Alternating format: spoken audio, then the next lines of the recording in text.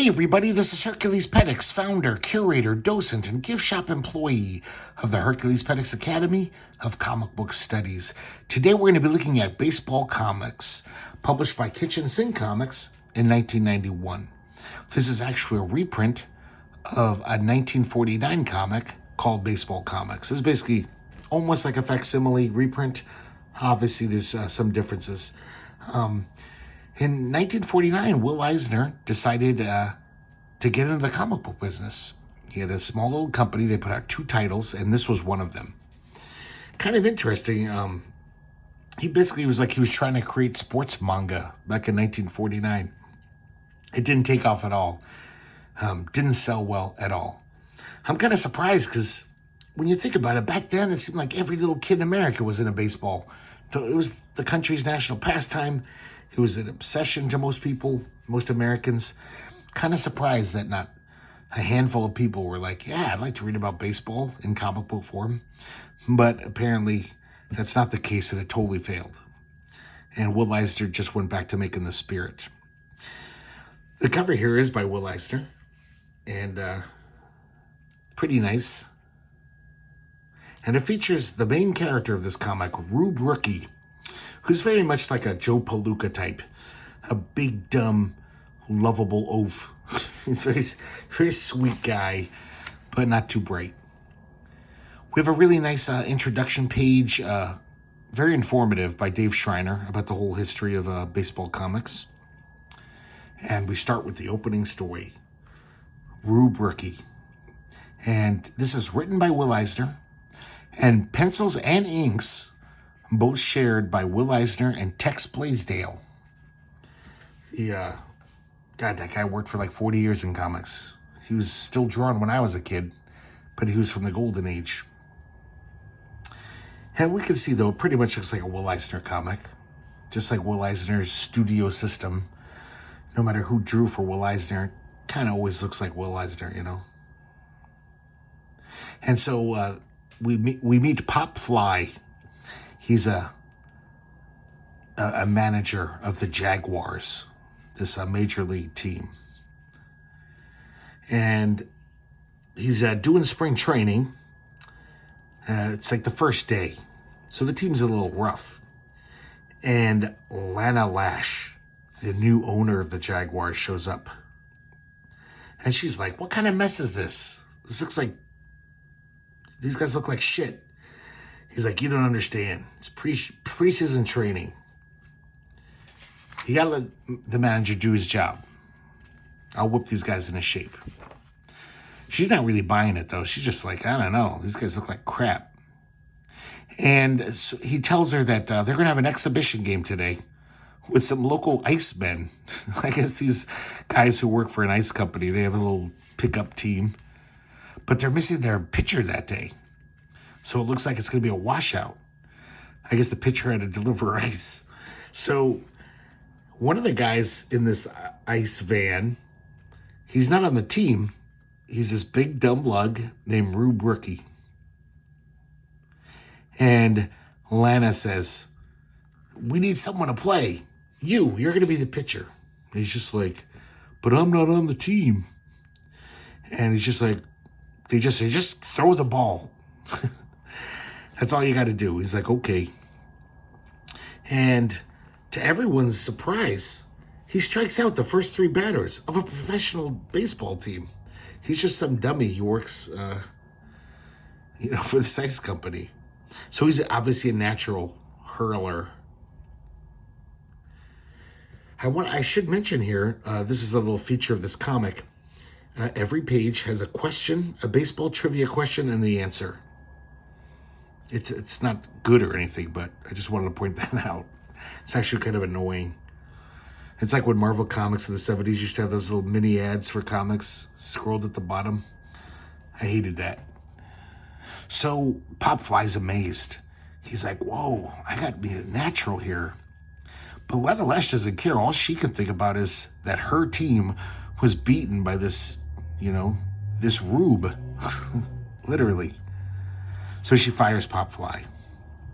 Later on, we're at a diner, and Rube's girlfriend, Sunny, works there. And Pop Fly is basically taken on Rube, and he's like, listen, I'm going to teach you everything about baseball. You got more natural talent than anyone I've ever seen, but you still got to learn all the shit. So this very intensive training period begins, and it's days and weeks pass. And it gets to the point where Rube is just like, I can't go on anymore. He's like, you don't have to, boy. You're ready. So I guess Rube has learned everything about baseball. You know, I wanted to mention, guys, this is kind of interesting. I don't know if you've noticed already.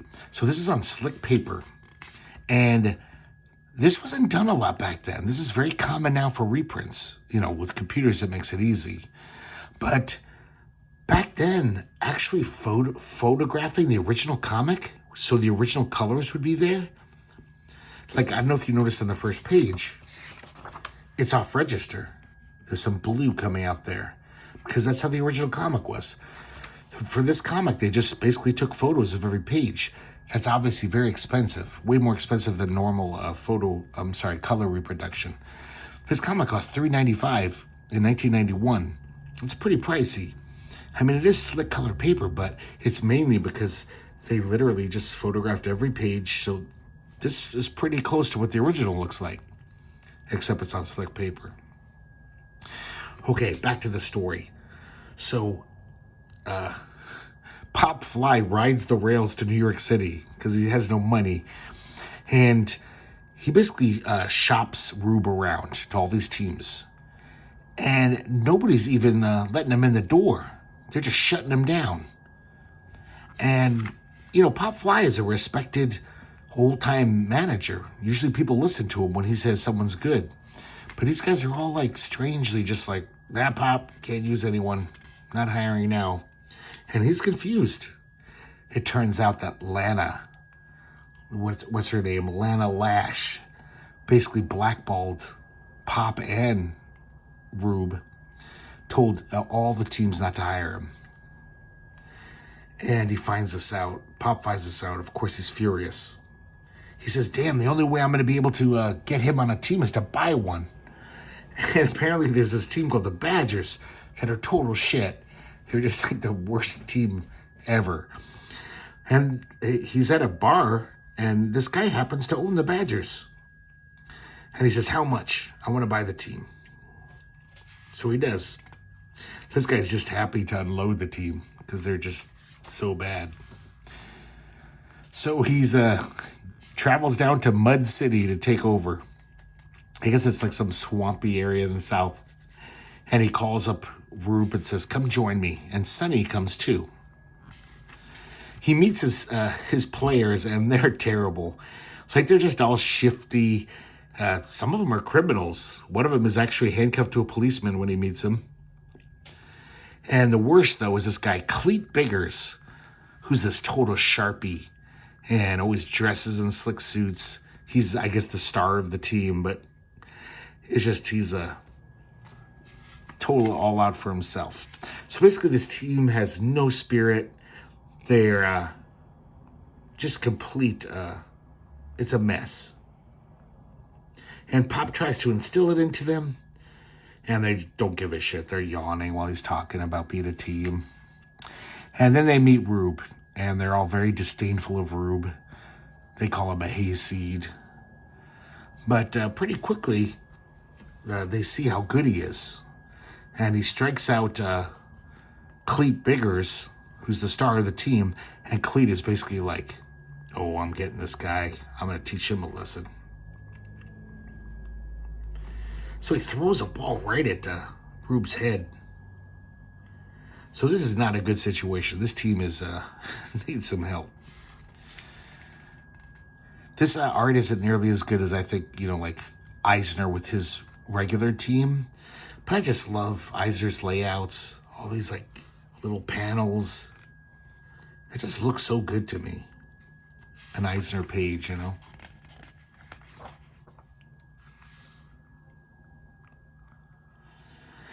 So it's their first game, and basically they're all very resentful of Rube for, he's obviously the star. They know he's very talented, but they don't want to admit it.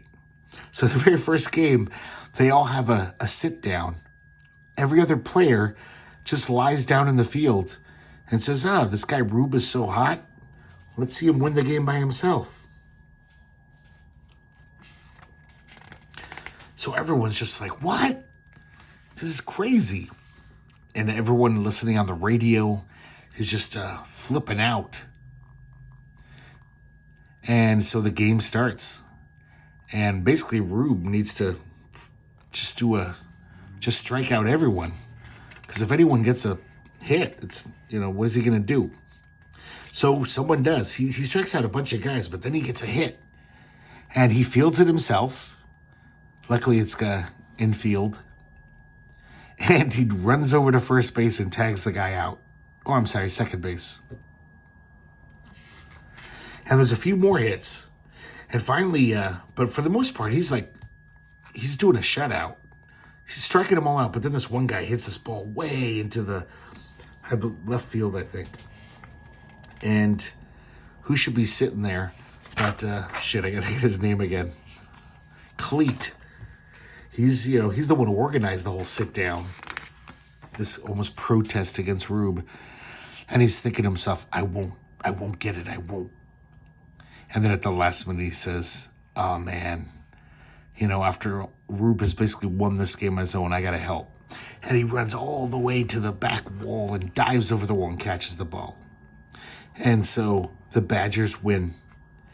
And finally, they have their team spirit and they realize that Rube's a good guy. He bravely, played the whole game by himself. So this was from the original comic. I guess they got all these important big-time sports writers from major newspapers to write little articles. So they would be very authentic. So if you were really into baseball, you'd be like, well, this comic is, pretty great. This is the 49 Recruits, and it's Hy Turkin, this noted sports journalist of the day, talking about the new crop of players. You even have pictures of them. Some of these guys, man, they're just very odd-looking men. Here's another one written by a sports guy. Okay, how would you play it? And it's basically this contest for the kids out there to send in how they would, as a manager, deal with the situation. First aid on the ball field. And this is kind of interesting. They actually have 4 trading cards, which I have never taken out. These are drawn, except for the Rube Rookie one by Will Eisner. These are drawn by Dan Burr of Kings in Disguise fame. Kind of nice little caricatures. They even have, information on the back.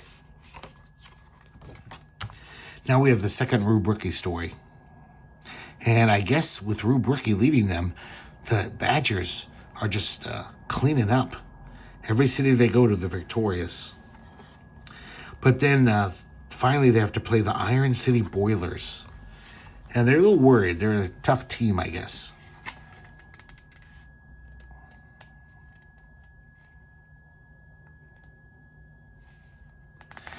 And so Rube is such a good guy. He's hanging out with these kids, totally spending time with them, signing their autographs. And Lena Lash hires this guy to beat the shit out of Rube. So Lena Lash is way worse than we thought at first. She's a real heel. And this guy starts beating up Rube. And Rube fights back and knocks this guy out. Well, not totally out. He's just punch drunk.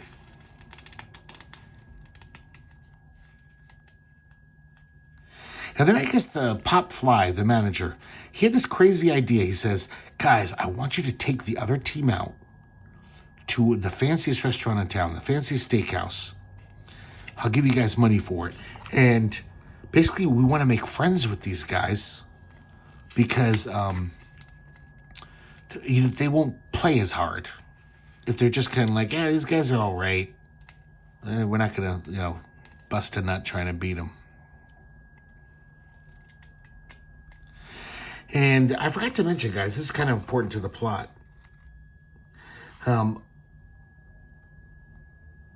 Lana Lash kind of tricks Rube into thinking she's all right. He has no idea that she told this guy to beat him up. And he says, "You're all right after all, Lana." And when he gets to the restaurant, someone makes a crack from the other team, makes a crack about Lana Lash. And he punches her. Sorry, he punches him. He says, "She's a nice lady. You shouldn't have said that." And it starts a big brawl. So the exact opposite effect happens. Now they're bitter enemies. And then the next day, the newspapers are saying like there's something between Lana and Rube. All the gossip columnists and the sports columnists. And it totally demoralizes Rube. So they get the first game in Iron City. The fans are just throwing tomatoes at him. They're really out for blood after that brawl. And Rube isn't up to his normal self. He's so worried about these articles, about what his girlfriend will think, Sonny, that he's not doing too good.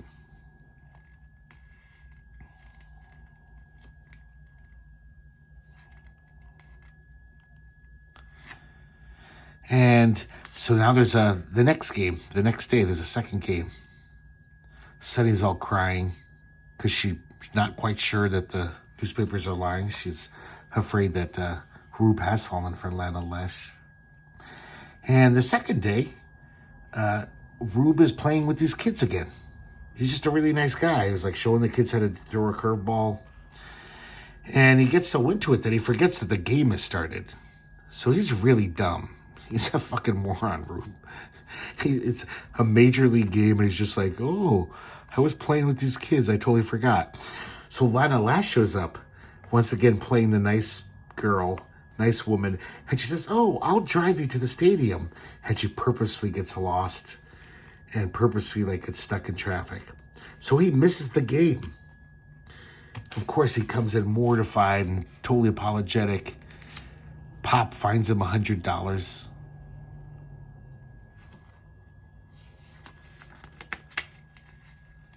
So then the next day, it's one of the biggest turnouts in the stadium's history. Everyone's just like, "Whoa, this huge grudge match." And basically, the Iron City Boilers, they pack their lineup with all these hard cases. These are like the worst guys in the league, the most brutal, bastardly baseball players around. And basically, they're just, they're going to fuck up the Badgers. That's their job, is to just injure them as much as they can. So it's all up to Rube. He's their only hope. And the fans of Iron City throw thousands of leaflets. And they're basically little cards that say Rube and Lana, in a heart. It's just pandemonium. And of course, this really demoralizes Rube even more. But he's going to bravely face the music and start pitching. And instantly the Boilers just start injuring all the other players. They're totally playing dirty. It's so weird. I hate sports. I always have. Really dislike watching them, playing them. Actually, I did have a little fun playing goofy football with my friends. I got into it a little. But actually organized sports are just, But I kind of like sports movies. And I actually kind of like this comic. I mean, it's not a great comic. But I actually get into the whole drama of oh, they're going to win. And I've been like that with movies my whole life. Almost every sports movie, I kind of get into it. But in real life, I don't care. I guess I want it more idealized with a kind of a plot or something. So Rube is doing pretty good. And I like this too, how they actually have play-by-play innings. You can see the score. I'm kind of amazed this didn't catch on. I mean, I don't like baseball. I don't like sports, but God, how many millions of kids in 1949 were totally fucking mesmerized by baseball? You'd think some of them would have wanted this comic.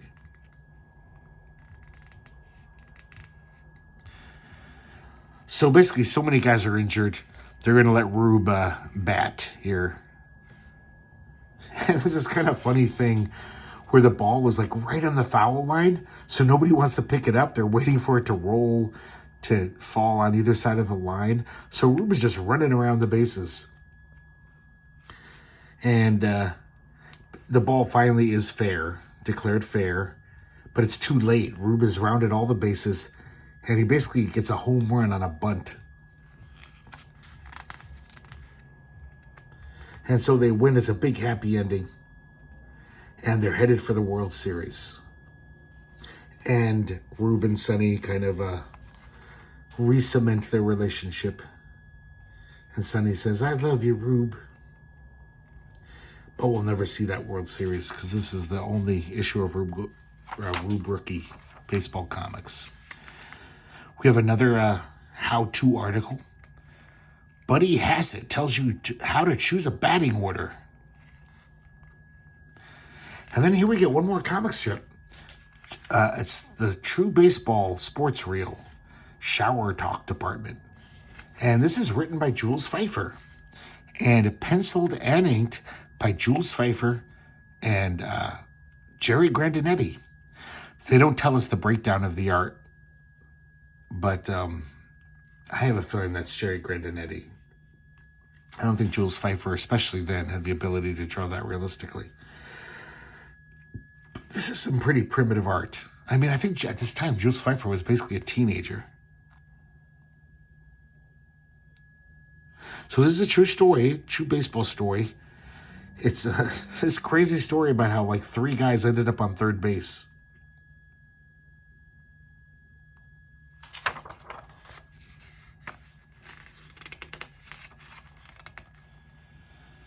And it's kind of hard to explain, but basically just all this confusion.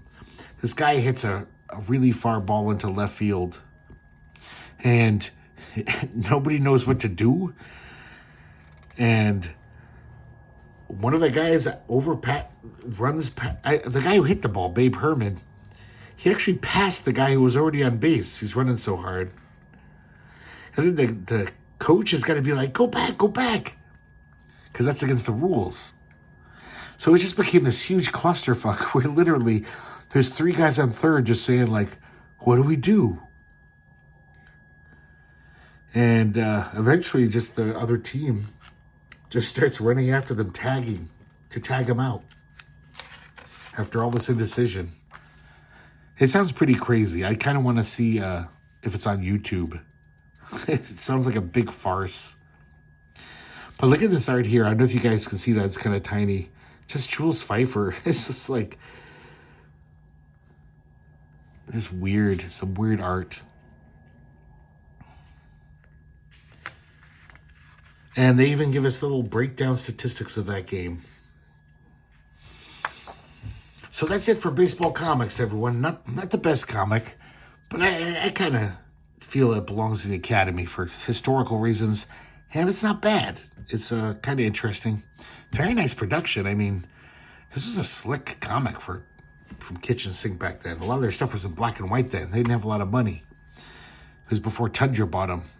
And kind of interesting. So I hope you guys enjoyed looking at it. I hope it wasn't too boring. And hope to see you next time here at the herculespetix Academy of Comic Book Studies.